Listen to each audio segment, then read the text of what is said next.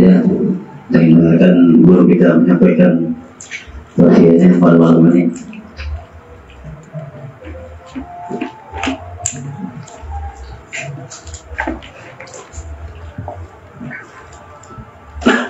Assalamualaikum warahmatullahi wabarakatuh. Waalaikumsalam warahmatullahi wabarakatuh.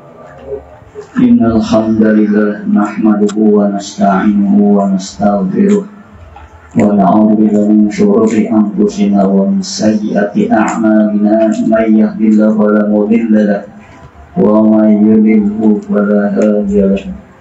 Asyhadu an la ilaha illallah wa asyhadu anna Muhammadan 'abduhu wa rasuluhu la nabiyya ba'dahu.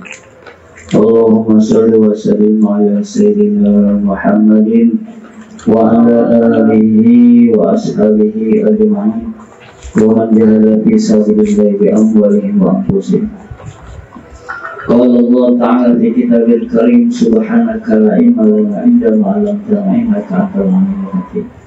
Rabbi shrah li sadri wa yassir li amri wa hlul 'uqdatam min lisani yafqahu qawli. Allahumma nawwir qulubana bi nuri hidayatika kama nawwartal anbiya syamsika abadan abadan bi rahmatika ya arhamar rahimin.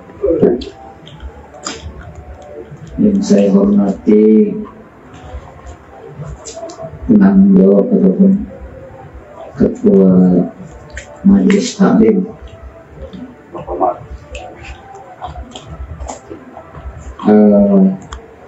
hikmah ya. Budak-budak Bapak Omar, semoga Pak Omar selalu diberikan kesehatan keberkahan. Amin. Saya hormati Bapak KDT 05 Adil ya, atau Bapak RT kita yang lawas mantek. Semoga Pak tahun ini sehat selalu, lancar usahanya Pak. Juga para kesepuhan yang tidak bisa disebutkan bersatu ya, yang mewakili saya Pak Sakiri. Terus ada tamu kita ini dari Puri, Bapak Haji Badrial bersama kita. Semangat terus dalam rangka tolong ini. Amin. Pertama-tama marilah kita panjatkan rasa syukur kehadirat Allah Subhanahu wa taala atas segala ya, nikmatnya yang diberikan kepada kita yang begitu banyak, yang tidak terhingga. Terkadang kita lupa untuk bersyukur gitu kepada Allah. Karena kalau kita lihat di Al-Quran itu kata Allah itu qalilan ma tashkurun, sedikit sekali orang-orang yang bersyukur. Kenapa? Karena kita selalu melihatnya ke atas terus, kita merasa kita kurang. Padahal kata Rasulullah, kalau kita bangun tidur bisa makan, bisa minum, ya bisa ngopi kan, bisa merokok, pokoknya bisa makan dan minum. Itu merupakan seakan-akan kita orang-orang yang memiliki dunia beserta isinya. Ya, padahal cuma bisa makan dan minum doang kan. Tapi karena kita bersyukur, itu menjadi besar gitu. Menurut kita nikmat yang kecil, ya ketika kita bersyukur menjadi nikmat yang besar, bahkan akan mendapatkan nikmat yang lebih dari apa yang kita syukuri. Salawat dan salam marilah kita curahkan pada junjungan kita, suri tauladan kita, Nabi Agung Nabi besar Muhammad sallallahu alaihi wasallam, yang dari zaman jahiliyah, zaman kebodohan. Ya. Bodoh bukan berarti mereka itu tidak berpengetahuan. Mereka orang-orang pintar kok. Di zaman jahiliyah itu ada ahli ekonomi, gitu kan, ahli perang gitu.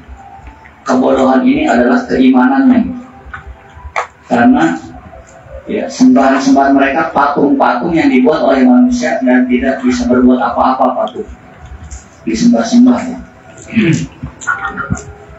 Diletakkan di Ka'bah, sekeliling Ka'bah. Mereka menyembah ya, yang tidak memiliki manfaat dan mudarat. Itulah disebut kebodohan. Jadi kebodohan itu ya terutama adalah letaknya di keyakinan ya, kepada Sang Pencipta.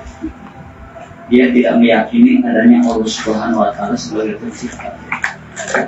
Meyakini berhala-berhala atau patung-patung. Dengan zaman jahiliyah.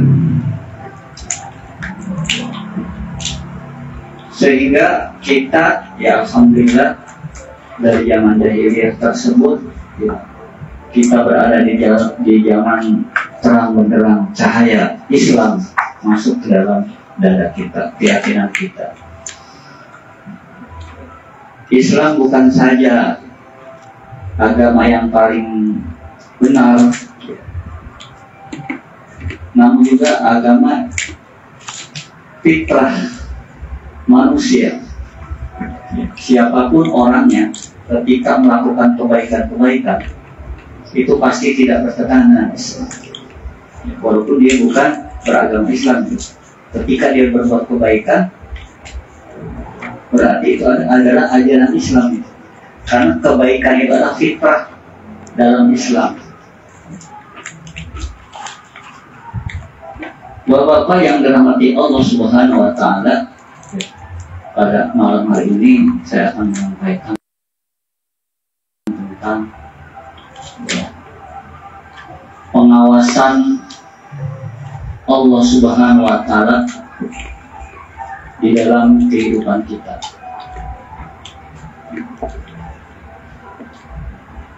Kita harus bersyukur kepada Allah ketika kita mampu untuk belajar ilmu agama. Kita harus kita syukuri.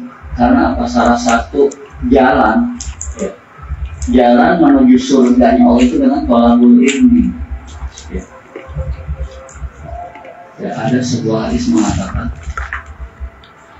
orang tidurnya orang berilmu itu ditakuti setan ketimbang ibadahnya orang yang tidak berilmu.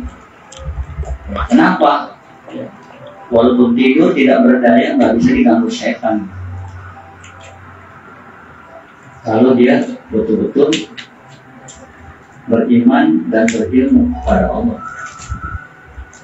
Nah, oleh karena itu dalam hal ini dikatakan masalah katorikon jalatan seperti iman dan bihi salah katorikon ilaudan. Barang siapa yang mencari jalan, ya, jalan itu adalah thalabul ilmi gitu, sehingga mengantarkan dirinya jalan menuju surga. Kok gampang amat sih masuk surga hanya dengan berthalabul ilmi? Jelas, karena walaupun gampang, berat. Kayak sholat gitu kan, sholat itu kan gampang gitu, ya. Tapi berat, banyak saudara-saudara kita yang meninggalkan sholat. Padahal sholat itu juga jalan menuju surga. Oleh karena itu, ya alhamdulillah kita bisa meluangkan waktu untuk berthalabul ilmi. Dalam kesibukan kita dikasih waktu 7 hari dalam 1 minggu, 1 hari saja untuk berthalabul ilmi ya minimal. Syukur-syukur, wah setiap ada pengajian kita hadir. Wah itu lebih bagus lagi, lebih banyak lagi itu amal kebaikan, amal soleh. Ya. Apa timbangan kebaikan itu lebih berat gitu. Sementara ada saudara-saudara kita dalam 7 hari nggak pernah ngamal gitu. Dalam majelis taklim, dia akan merugi, jelas. Dia akan merugi. Karena thalabul ilmi itu adalah kewajiban individu ya, perorangan, bukan kewajiban jamaah gitu kan ya, secara kelompok bisa diwakili gitu, nggak bisa kalau thalabul ilmi. masing-masing ya. Masing-masing. Kalau kita sibuk nggak bisa berangkat ke masjid sholat berjamaah, ya di rumah sholat sendiri masih bisa gitu. Ya, walaupun nilainya kecil gitu ya, tidak melaksanakan sunnah gitu, karena ya kesibukan gitu ya. Tapi thalabul ilmi ini ya nggak bisa diwakilkan ya. Padahal dalam satu minggu 1 hari saja gitu kan ya, malam apa ya, dia malam Kamis ada di Al-Muhajirin, misalnya saya malam Kamis atau misalnya malam Senin 1 hari itu luar biasa gitu. Jadi kita betul-betul memang ibadahnya pengen sempurna gitu ya, pengen yang lebih baik lagi, karena dengan thalabul ilmi akan membuka wawasan kita gitu. Walaupun memang kita menuntut ilmu ini nanti jadi seperti Ustaz Abdul Somad, kan enggak gitu kan, paling enggak kita pernah mendengar, pernah mempelajari, walaupun yang namanya orang tua kan lupa terus gitu kan, banyakan lupanya nggak jadi masalah, karena target dari thalabul ilmi itu bukan menjadi orang pintar itu belajar ya. Tapi yang dituntut bagaimana kita prosesnya gitu, mau nggak kita belajar situ ya. Lalu materi ya tentang pengawasan Allah ini banyak sebetulnya di Al-Quran yang menggambarkan bagaimana Allah itu adalah mengawasi kita. Siapapun itu manusia, siapapun itu akan selalu diawasi oleh Allah dalam kehidupan sehari-hari. Nah, kalau saja ya kita berkaca gitu, bercermin kepada para sahabat gitu ya, atau para ulama kita yang begitu dekat diawasi oleh Allah, sehingga mereka dalam menjalankan ibadahnya itu ya, ketika mereka beribadah seakan-akan mereka melihat Allah gitu, walaupun Allah tidak bisa dilihat gitu. Jadi seakan-akan adanya kehadiran Allah. Nah, adanya kehadiran Allah ini itulah yang disebut dengan muraqabah, selalu merasa diawasi oleh Allah. Di dalam surat Al-Hadid ayat 4 itu ya, Allah berfirman, wa huwa ma'akum aina ma kuntum, di mana saja ya kamu berada, dialah Allah selalu bersama kamu. Masalahnya kita tidak merasa bersama Allah gitu kan, padahal Allah itu selalu bersama kita ya. Nah, dalam hal ini sehingga apapun gerak-gerik yang kita lakukan yaitu sepengetahuan Allah. Apalagi di dalam surat ya, Al-An'am ya, itu ayat 59, wa ma tasqutu min waraqatin illa ya'lamuha, dan tidak ada sehelai daun pun yang gugur, yang jatuh ke bumi ya, kecuali pengawasan Allah, kecuali pengetahuan Allah, diketahui oleh Allah. Coba Pak, kita renungi ayat ini baik. Tidak ada sehelai daun pun yang jatuh ke bumi kecuali dalam pengawasan Allah. Kira-kira menurut Bapak daun itu ya berharga nggak dulu? Berharga nggak? Kalau Bapak membuang sampah terus, daun jambu jatuh terus dibuang, dibakar, biasa. Artinya gini loh Pak, yang menurut kita daun itu walaupun ada gunanya gitu ya, ya secara logika kita daun itu tidak ada gunanya lah gitu, sepele lah maksudnya gitu ya.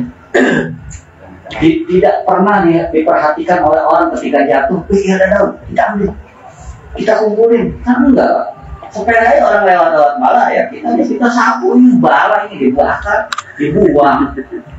Ya, jarang orang saya kumpulin bikin pupuk, cuma yang rajin aja tuh. Rajin dan tahu, Pak. Yang nggak tahu ya nggak bikin. Nah, daun saja yang menurut kita ya, sepele gitu ya, apalagi menurut Allah gitu loh. Ternyata daun yang gugur aja diketahui oleh Allah, diawasi oleh daun gugur. Dan Allah mengetahui semua yang saat itu, pada detik itu, pada jam itu yang jatuh. Ya, Allah mau mengetahui. Kira-kira jumlahnya 1 miliar daun yang jatuh. Maha tahu. Kalau kita boro-boro gitu kan di luar kemampuan kita. Ketika Allah mengawasi daun yang jatuh, berarti lebih dari ketika Allah mengawasi manusia. Nah, kan logikanya begitu, Pak. Apa artinya, Pak? Harus hati-hati gitu loh. Daun saja diperhatikan oleh Allah jatuh. Arti kita juga harus hati-hati, selalu diawasi oleh Allah dalam gerak-gerik kita. Jadi kita harus hati-hati dengan perbuatan-perbuatan kita.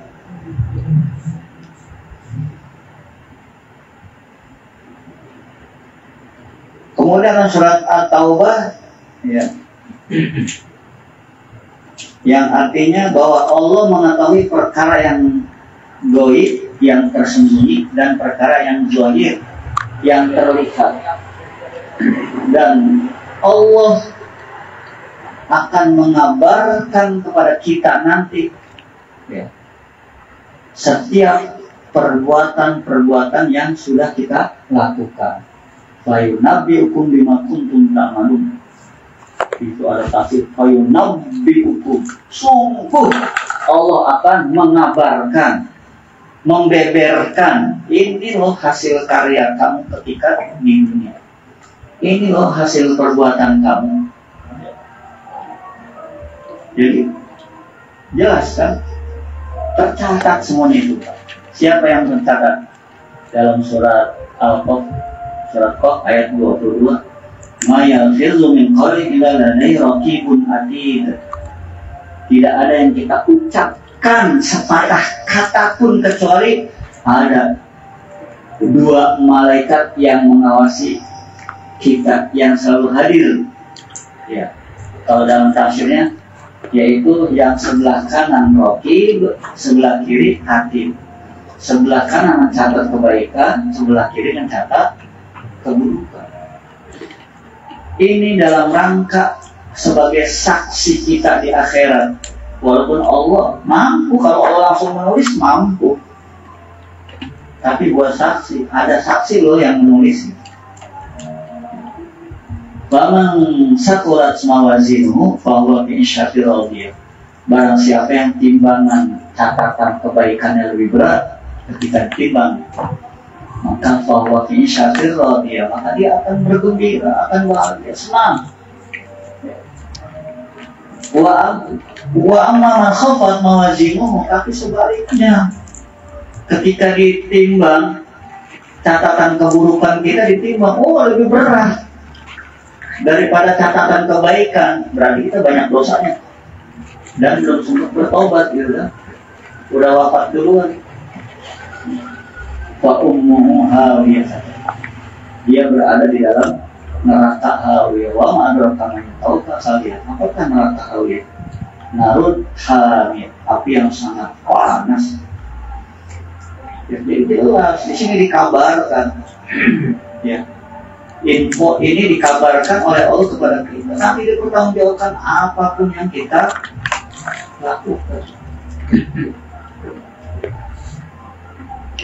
Ada orang mengatakan ketika dikubur, apakah ada itu siksa kubur? Kata Allah dalam surat Al-Haqqumut Takatsur, bermegah-megahan membuat kamu lalai. Ya, artinya selalu dia hidup bergelimang dengan keduniaan gitu, sehingga dia lupa kehidupan akhirat. Hatta zurtumul maqabir, sehingga sampai dia masuk lubang kubur. Kala sawfa ta'lamun, sekali-kali tidak, kelak kamu akan mengetahui akibat dari perbuatan itu. Summa kala sawfa ta'lamun, diulangi oleh Allah, kemudian kamu pasti akan mengetahui akibat perbuatanmu itu di dalam kubur itu kan. Kita akan tanya. Kalau ta'lamun ainal yakin, pasti kamu tuh mengetahui dengan yakin. Pak, kalau kita dari kubur baru kita yakin, oh ternyata ada pertanyaan kubur, baru yakin kita itu. Itu baru yakin. Walaupun ketika kita di dunia kita yakin adanya alam kubur, tapi keyakinan kita masih kurang kan? Masih kurang banget. Ya. Seakan-akan, itu gimana nanti? Kalau udah masuk balik. Udah masuk kata Allah, baru kamu yakin. La tarawunnal jahim, kata Allah, sungguh kamu akan melihat neraka jahim. Ya. Pokoknya kamu akan melihat neraka, baru kamu yakin ketika dikasih tahu amal itu neraka. Baru kita yakin. Summa latus alunna yauma idzin anin naim. Kemudian kamu akan ditanyakan ya tentang nikmat ya yang diberikan oleh Allah kepada kita. Ya, tadi apakah bersyukur atau tidak? Ya, makanya ketika kita mendapatkan nikmat apapun, ya jangan materi aja Pak. Gitu. Kadang-kadang kita nikmat itu materi aja ya. Kurangnya itu ya. Ya, makanya kita ketika kita bangun itu kan kita bersyukur ya. Bersyukur kan. Alhamdulillahilladzi ahyana ba'dama amatana wa ilaihi nusyur. Apakah kita pada saat itu bangun tidur diberi materi oleh Allah berupa emas 1 kilogram? Enggak. Tapi yang diberi nikmat itu kita masih punya kesempatan hidup. Itu kan nikmat. Oh, bukan nikmat lagi Pak. Menentukan hidup ini bagi kita bahagia atau celaka, kita yang menentukan. Mau nggak kita berubah? Kita sendiri yang menentukan.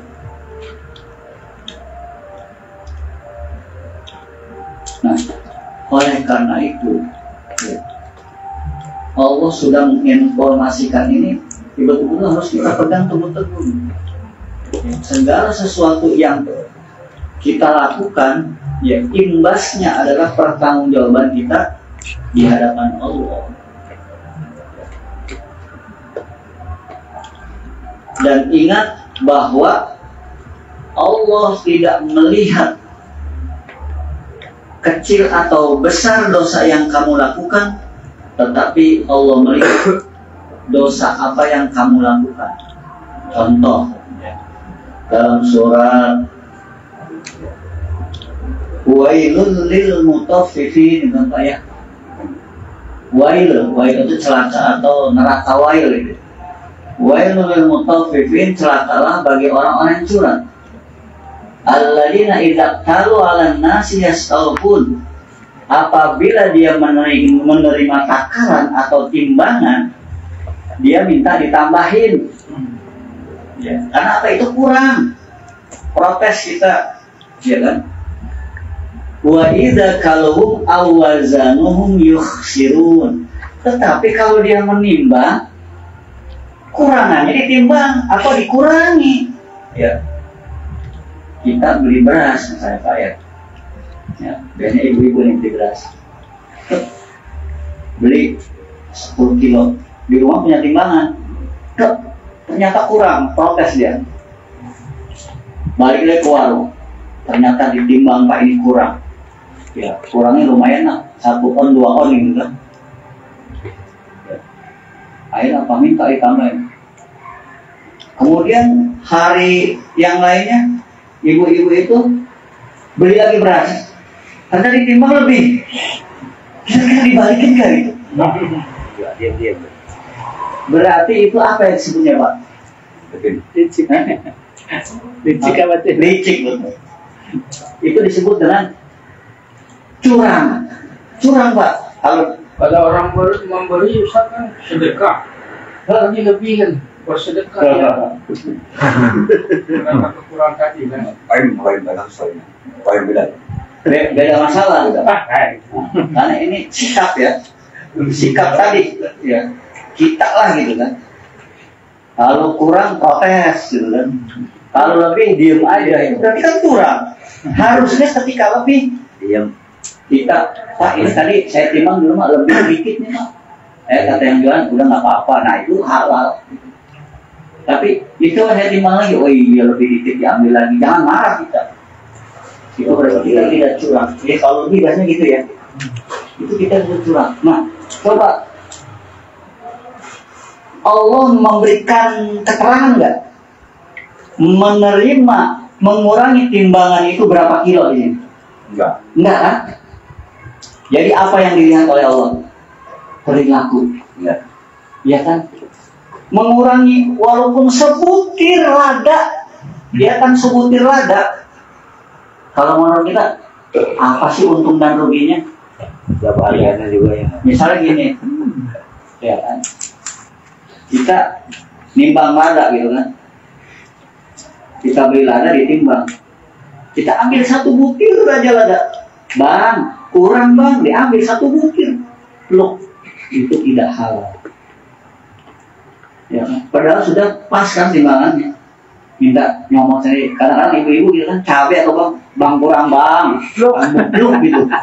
Awas itu, bahaya itu. Nah, ketika dia menakar, tuh ada itu yang namanya, kalau dulu kan timbangannya kayak timbangan duduk itu ya, Yang bebek. timbangan bebek ya, yang dari kuningan ya, itu diganjel itu, diganjel dengan uang 100 logam ya, dulu kan ada yang berat ya logam 100. Tembok. Saya itu udah pernah menyaksikan di pasar itu, yang punya Pak Haji, Pak Haji. Kalau misalnya lada itu kan berpengaruh itu kalau nimbang lada, ketumbar ya, itu kan enteng. Mungkin cuma 10 butir atau 20 butir gitu ya. Kan lumayan gitu. 1 sendok ukurannya. 1 sendok misalnya. Allah tidak melihat sedikit besarnya. Tapi Allah melihat kamu sudah curang. Nah, itu kan neraka, masuk neraka. Itu sepele loh. Masalah timbangan nggak pernah kayaknya, nggak mungkin gitu kan yang mengurangi timbangan itu misalnya beli sekilo misalnya 2 on 3 on ya 9 on atau lagi paling banyak 1 on atau setengah on lagi jarang kalau langsung ya. Nah itu hati-hati gitu. Ini sudah Allah memberikan peringatan buat kita, apapun yang kita lakukan besar atau kecil yang dilihat kamu sudah berbuat curang, gitu. Sama dengan korupsi Pak, ada yang 1M. Terus ini korupsi, saya mau cuma 1 juta doang korupsinya, kecil itu, ya sama juga. Ya. Yang dilihat dia mencuri uang rakyat gitu, itu kan yang dilihat. Nah, sama ketika kita berdusta, awas nih, dusta. Kadang-kadang tanpa kita berpikir gitu kan, ada teman gitu kan, oh kita capek gitu, pulang kerja apa, habis di situ, ada salah itu, bilang, apa lagi tidur ya, padahal emang capek, emang mau tidur, kalau dia belum tidur, bilang apa nggak ada, jangan sampai, bilang aja, mohon maaf bapaknya baru pulang kerja dan mau istirahat, begitu aja, terus terang aja kenapa gitu. Atau kita kejar utang, bilang bapaknya nggak ada. Udah ngumpet. Emang. Nggak pernah nganterin duit baru buru-buru. Iya, jadi sepele. Atau kadang-kadang gini, kita ada anak nangis itu, cep bapak beli mainan game ya, nggak dibeliin tuh mainan, berarti bapak berdusta. Itu masalah sepele ya, nggak boleh bohong gitu. Ya, jadi kita harus bagaimana supaya kita menghindari dari hal-hal yang menurut kita sepele, ternyata ada perbuatan dosa, ya, kesalahan gitu. Nah, Nah, oleh karena itu, bagaimana supaya kita selalu merasa diawasi oleh Allah? Pertanamkan, kuatkan akidah kita, ya, bahwasanya, ya Allah itu adalah Maha melihat apa yang kita kerjakan. Itu ada ini. Ya. Makanya kita harus ketika ibadah, ya, kamu beribadah kepada Allah seakan-akan kamu melihat Allah. Pada saat kamu nggak merasa dilihat oleh Allah, tapi Allah selalu melihat kamu. Nah, ini supaya kita kuat gitu, pengawasan kita kepada Allah itu kuat. Sehingga apapun yang kita lakukan, ya insya Allah akan ikhlas gitu. Mau lihat orang kayak mau nggak lihat orang, kalau orang mengawasi saya terus.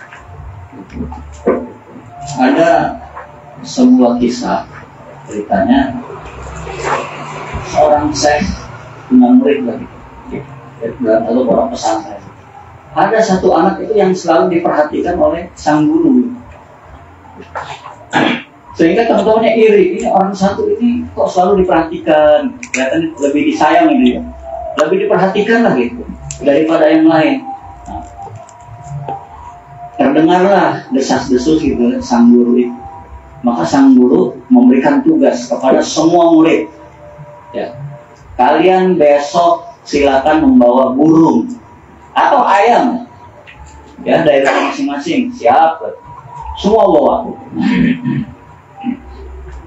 Kemudian sang syekh itu mengatakan, memberikan tugas, coba burung, kalian kan sudah diajarkan cara menyembelihnya, ya, baik ayam maupun burung, daripada bisa semua udah bisa. Sekarang kamu sembelih, cari tempat yang sepi, tidak ada yang mengawasi kamu, pokoknya tidak boleh ada yang tahu. Begitu kan? Siap semua tahu. Oh, ada yang pelutan gitu kan? Pokoknya ada yang ngumpet di mana dia motong. Ya Tuhan. Ada yang di gua, pokoknya di mana-mana yang nggak terlihat gitu kan? Banyak nggak ada orang gitu. Iya. Ada orang aja. Semua sudah kelar, semua ngumpul. Nah, anak yang diperhatikan oleh sang guru ternyata dia tidak menjalankan tugasnya, tidak memotong. Akhirnya dipanggil sama guru. Kenapa kamu diberikan tugas nggak memotong? Yang lain semua motong. Wahai syekh, bagaimana mungkin tidak ada yang melihat?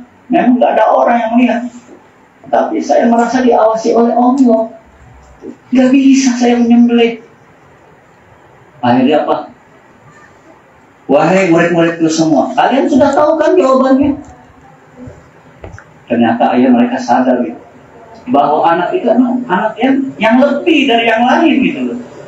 Dia merasa Allah mengawasi saya, nggak bisa walaupun nggak ada orang juga. Akhirnya nggak dikerjakan gitu, orang perintahnya jangan ada yang melihat, gitu kan? Akhirnya nggak disembelih lagi ya, karena Allah melihat saya. Nah itulah muraqabatullah sudah tinggi gitu. Ya, sama halnya di zaman sahabat Umar bin Khattab, ada seorang pengembala. Ya, kalau Umar bin Khattab ini orang yang rajin belusukan gitu kan, meliling, menyamar dia. Suatu hari dia datang ke pengembala, wahai sang pengembala, anak muda, saya ingin membeli kambing-kambing kamu ini 1 ekor saja. Wahai tuan, tidak bisa, ini bukan punya saya, punya majikan saya. Loh, kalau saya ambil 1, saya bayarin 1, apakah majikan kamu menghitung ada yang hilang? Tidak kan? Ya tidak sih, karena saking banyaknya. Majikan saya tidak melihat, tapi Allah Maha melihat. Kagum gitu kan? Kagum. Berarti sang anaknya kan memiliki jiwa muraqabatullah, merasa diawasi oleh Allah. Kalau anak yang tidak merasa diawasi, ya masa bodoh amat. Oh iya, majikan saya dia bawa. Jangan 1, 5. Gak bakal tahu orang banyak, lumayan dapat duit. Tapi kan enggak, karena dia merasa diawasi oleh Allah. Itu sebetulnya kita diajarkan pada saat sholat sebetulnya kita. Pada saat sholat itu kita merasa diawasi oleh Allah. Ya kan? Coba bapak lagi sholat, kentut. Nggak tahu. Kira-kira diulang lagi nggak sholat? Wudhu lagi pak, kesel juga gitu. Aduh batal gitu kan. Wudhu lagi ke belakang. Kayaknya nggak mungkin diterusin. Apalagi kalau sholat Isya misalnya ya, begitu capek, udah datang malam gitu kan, sholat Isya pengen buru-buru tidur, udah rakaat ketiga kentut gitu. Aduh balik lagi. Ya kan? Diterusin aja kamu, kayaknya enggak gitu. Iya. Itu karena kita merasa diawasi oleh dalam setiap sholat, gerakan-gerakan sholat ya. Nggak ada itu kita mengkorting rokaat gitu kan. Ya. Nggak ada itu. Karena kita merasa diawasi oleh Allah. Nah untuk supaya kita istiqomah, kita banyak berdoa kepada Allah, minta ditetapkan iman Islam. Amin. Minta ditetapkan iman Islam. Rabbana la tuzigh qulubana ba'da idh hadaitana wa hab lana min ladunka innaka antal wahhab. Ya Allah, janganlah Engkau palingkan hati kami setelah kami beriman, setelah kami diberikan hidayah. Jadi supaya tetap gitu maksudnya keimanan kita tidak goyah. Itu supaya minta maaf ya Allah, berilah saya rasa takut kepada Engkau. Ya dengan bahasa kita apalah yang kita bisa. Supaya saya istiqomah dalam ibadah dan taat kepadamu ya Allah. Supaya saya bisa menghalangi saya dari perbuatan-perbuatan yang salah dan dosa. Saya ingin menjadi hamba-hambamu yang benar ya Allah, yang bertobat gitu ya.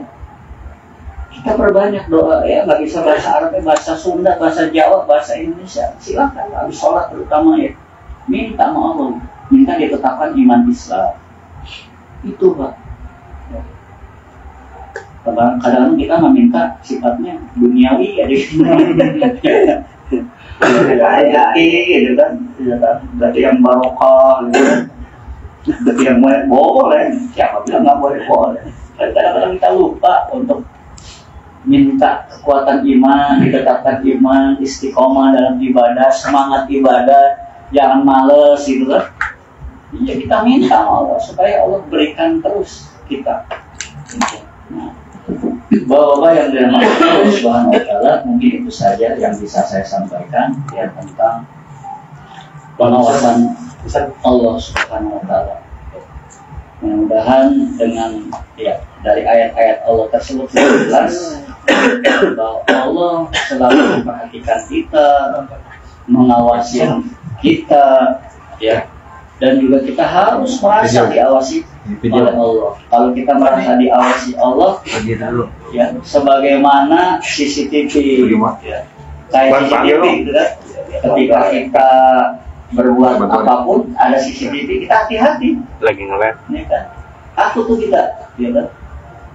Jadi, terutama di kerjaan-kerjaan ya di pabrik itu pasti CCTV, nggak bisa macam-macam tuh kerjanya. Ya, merasa diawasi Allah, nah begitu juga kita. Ketika kita merasa diawasi Allah dan kita berpikir gitu kan, ketika kita ingin mengerjakan sesuatu, ya kan, di Allah itu enggak gitu kan, hebat paling begitu. Ya dosa-dosa kecil mah ya nggak mungkin kita hindari, tapi berbanyak istighfar gitu kan, setiap hari berbanyak doa. Ya. Mudah-mudahan Allah memberikan hidayah istiqomah kita dalam beribadah. Amin. Sehingga kita diwafatkan kepada husnul khotimah. Amin. Terima kasih atas perhatian. Mohon maaf atas segala kekurangan. Wassalamualaikum warahmatullahi wabarakatuh. Waalaikumsalam. Waalaikumsalam warahmatullahi wabarakatuh.